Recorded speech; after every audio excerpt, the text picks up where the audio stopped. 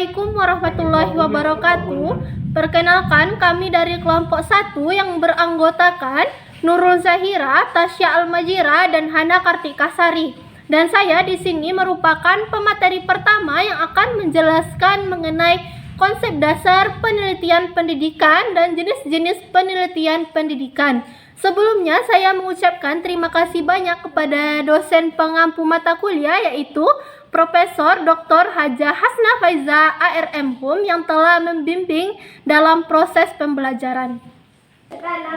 Baiklah, di sini saya akan menjelaskan mengenai pengertian dan ruang lingkup metodologi penelitian pendidikan. Nah, metodologi penelitian merupakan cara tahap secara ilmiah dalam satu penelitian untuk mendapatkan informasi atau data guna menyelesaikan masalah.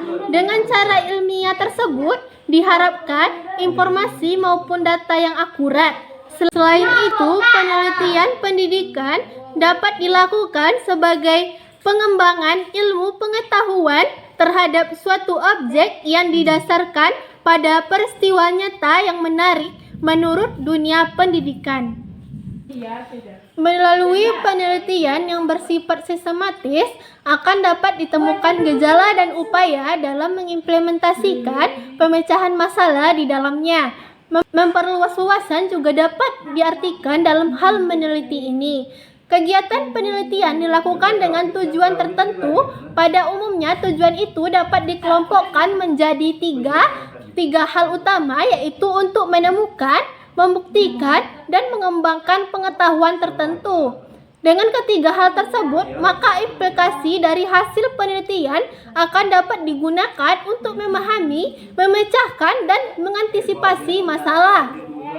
Berikutnya, saya juga akan menjelaskan sedikit mengenai karakteristik proses penelitian. A. Karakteristik penelitian pendidikan.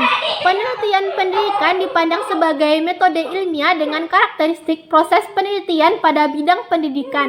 Proses penelitian tersebut tidak memiliki perbedaan yang signifikan pada bidang penelitian lainnya, baik penelitian kuantitatif maupun penelitian kualitatif.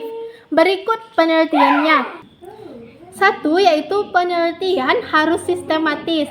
Penelitian merupakan suatu proses yang terstruktur sehingga diperlukan aturan dan langkah-langkah tertentu untuk melaksanakannya. Dengan demikian, proses penelitian dapat diikuti, dapat dimengerti oleh orang lain secara sistematis. Yang kedua, yaitu penelitian harus etis dan logis. Langkah-langkah dalam penelitian yang sistematis itu urutannya harus logis pada setiap tahap atau bagian-bagiannya sehingga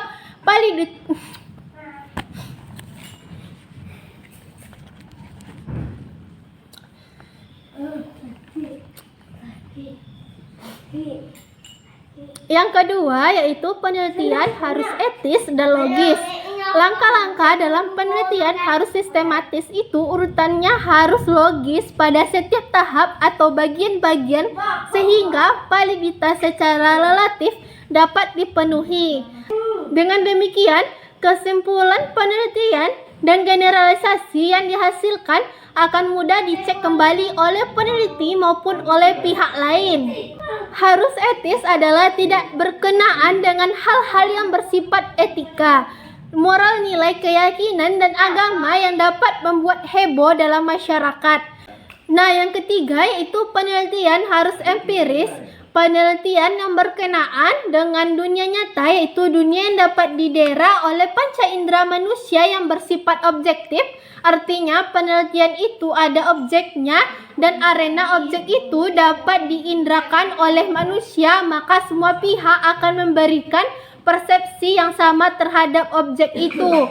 Berdasarkan karakteristik empiris ini dapat menyelesaikan perdebatan tentang telur dan ayam, mana lebih tua. Dengan pemikiran empiris dapat menentukan mana lebih tua, telur dan ayam. Dengan terlebih dahulu melihat objek empirisnya, telur yang mana dan ayam yang mana. Bila objek empirisnya telah diketahui, maka mana yang lebih tua akan dapat diukur untuk dapat memahami, memecahkan, dan mengantisipasi masalah. Maka penelitian betul-betul memerlukan data dari objek yang diteliti, bukan data rekayasa. Karena keterbatasan kemampuan indera manusia juga mengobservasi objek yang diteliti, maka penelitian dapat menggunakan alat bantu seperti instrumen penelitian. Selanjutnya akan dijelaskan oleh pemateri kedua, yaitu Tasya Almajira. Kepada Tasya, saya persilakan. Baiklah, saya Tasya Almajira, pemateri kedua akan melanjutkan menjelaskan materi yang mengenai karakteristik penelitian pendidikan yang keempat, yakni penelitian bersifat reduktif. Nah, baiklah teman-teman, dalam penelitian bersifat reduktif ini yaitu mengenai penelitian yang dapat dilakukan pada sebagian dari subjek yang diteliti. Bila penelitian menggunakan prosedur analitik untuk mendapatkan data terlebih dahulu, yakni dengan cara menelaah data, membaca, serta membuat kesimpulan sehingga dapat mengurangi ketidakpastian. Selanjutnya, karakteristik penelitian pendidikan yang kelima yakni bersifat reflectable dan transmittable. Nah, maksudnya dalam penelitian ini, karena penelitian ini bersifat ilmiah, maka harus dapat diulangi oleh orang lain serta mengecek kebenarannya supaya dapat diulangi oleh orang lain dengan mudah. Maka laporan penelitian harus dibuat secara sistematik dan jelas. Selanjutnya, karakteristik penelitian pendidikan yang keenam yakni mengenai penelitian yang harus mempunyai tujuan. Nah, tujuan penelitian ini adalah penting dalam setiap kegiatan untuk memberikan arah dan target yang hendak dicapai. Selanjutnya, yang ketujuh atau yang terakhir adalah mencakup kegiatan pengumpulan dan analisis data. Nah, kegiatan ini teman-teman dapat dilakukan dengan teknik observasi, dokumentasi, wawancara, dan angket, supaya teknik analisis data ini dilakukan berdasarkan jenis penelitiannya. Selanjutnya mengenai materi pembahasan proses penelitian. Nah, baiklah teman-teman, dalam proses penelitian ini mempunyai perbedaan yang mendasar, yaitu antara penelitian kuantitatif dan penelitian kualitatif. Nah, dalam penelitian kuantitatif ini adalah suatu metode penelitian yang di dalamnya lebih menekankan pada aspek pendukung terhadap suatu fenomena sosial yang sedang diteliti, dan biasanya terdapat angka-angka yang mendukung data penelitian yang dilakukan. Nah, berbeda halnya dengan penelitian kualitatif, sebab dalam penelitian kualitatif ini bertolak dari data, memperkuat teori yang ada sebagai bahan penjelas dan berakhir dengan suatu teori. Baiklah, untuk penjelasan selanjutnya akan dijelaskan oleh rekan saya, yakni Hana Kartikasari. Assalamualaikum warahmatullahi wabarakatuh. Selamat pagi semuanya. Baik, saya Hana Kartikasari, di sini merupakan pemateri ketiga dari kelompok pertama, akan menyampaikan materi lanjutan dari materi sebelumnya yang sudah disampaikan oleh teman saya Nurul dan Tasya.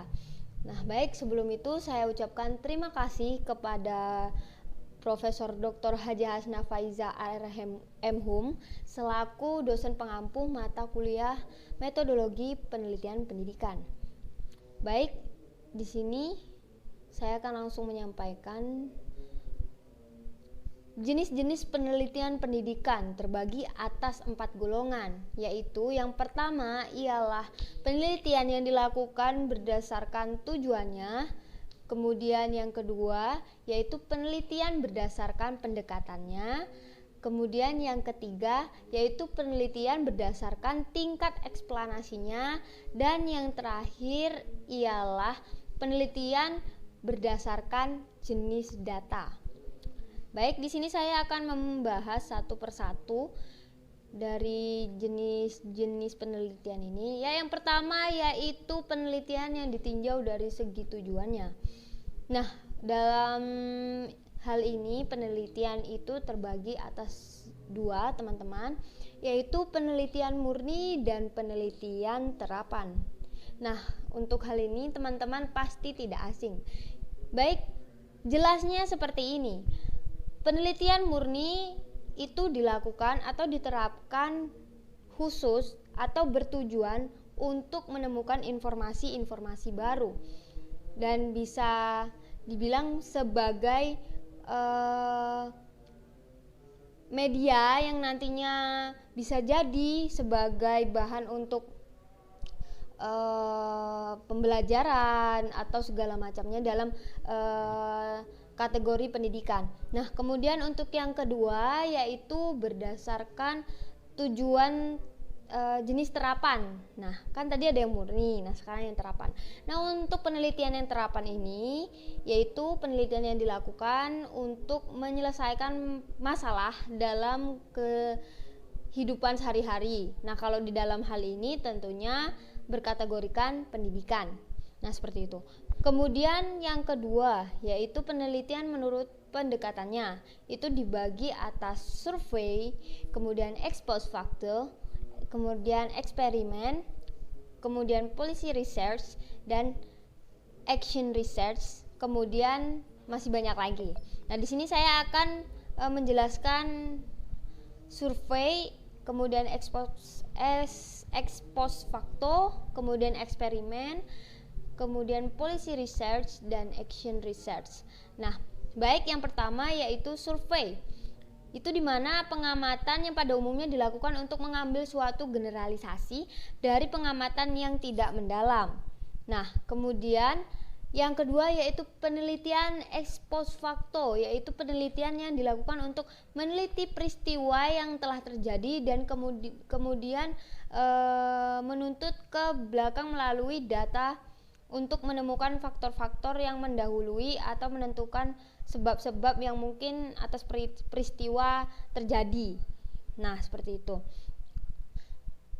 Kemudian ada policy research. Nah, policy research di sini yaitu penelitian yang dilakukan pada atau analisis terhadap masalah-masalah sosial yang mendasar sehingga dapat direkomendasikan kepada pembuat keputusan untuk bertindak secara praktis dalam menyelesaikan masalah. Nah, baik yang kemudian yaitu action research. Action research di sini yaitu penelitian yang dilakukan dengan tujuan untuk mengembangkan pendekatan dan program baru guna memecahkan masalah yang muncul pada situasi tertentu gitu. Oh ya, saya lupa menjelaskan mengenai penelitian eksperimen ya. Kalau penelitian eksperimen ini sebenarnya kita semua sudah tahu di mana, yaitu penelitian yang berusaha mencari pengaruh variabel tertentu terhadap variabel yang lain dalam kondisi yang terkontrol secara ketat. Nah, biasanya kayak eksperimen ini contohnya kayak mungkin yang berkaitan dengan laboratorium. Nah, seperti itu.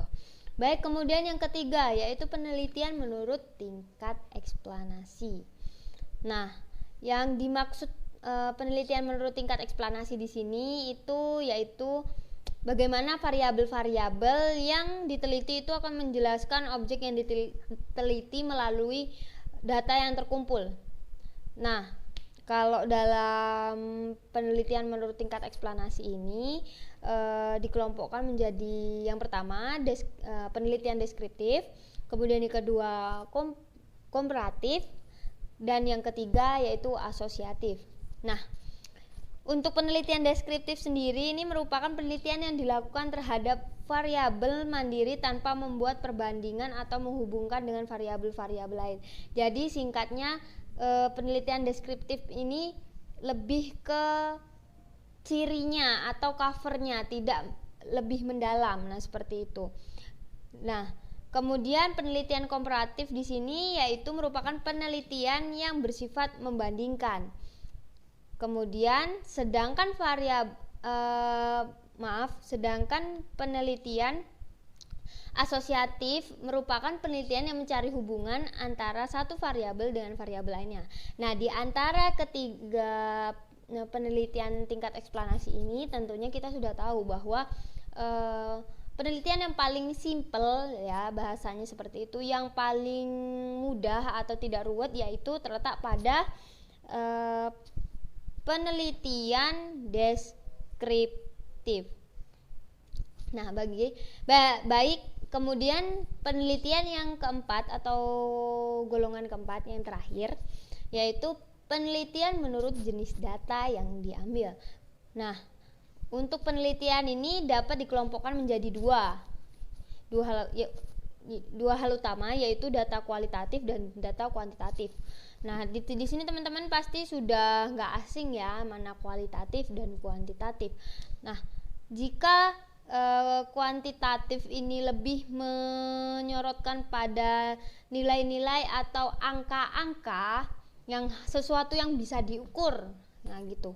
Yang diukur mungkin seperti panjang atau pendek atau luas. Nah, seperti itu. Berbeda dengan kualitatif di mana lebih memfokuskan penelitian pada tingkat kualitasnya. Gitu, seperti mungkin warna, nah yang terlihat secara langsung gitu. Nah,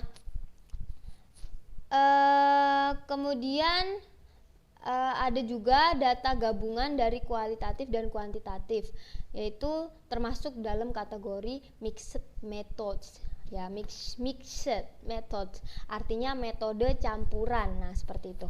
Nah, dari keempat jenis penelitian di atas tadi dapat dipilih sesuai dengan latar penelitian atau menggunakan secara keseluruhan sesuai jenis penelitiannya.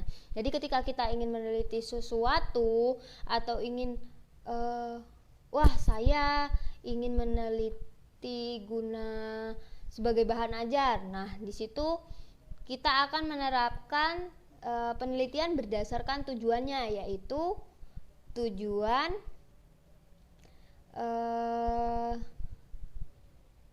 murni. Nah, seperti itu. Nah, ketika kita ingin merujuk pada penelitian yang sifatnya mungkin tingkah laku peserta didik. Nah, seperti itu. Nah, kemudian di dalam hal tersebut ada masalah-masalah yang ada. Nah, kemudian kita meneliti nih. Nah, setelah kita meneliti, kita mendapatkan solusi atau solution dari permasalahan tersebut. Yang kemudian nantinya solusi tadi kita implementasikan dalam dunia mengajar ya, itu bisa dikategorikan sebagai penelitian yang tujuannya terapan. Nah, seperti itu. Jadi ketika kita ingin meneliti, pasti di dalamnya ada beberapa kategori penelitian. Jadi bisa saja semua metode atau semua jenis penelitian di sana kita pakai, bisa saja tidak gitu, berdasarkan kebutuhan penelitian. Nah, seperti itu. Baik, saya kira sekian dari saya, kurang dan lebihnya saya mohon maaf. Wassalamualaikum warahmatullahi wabarakatuh.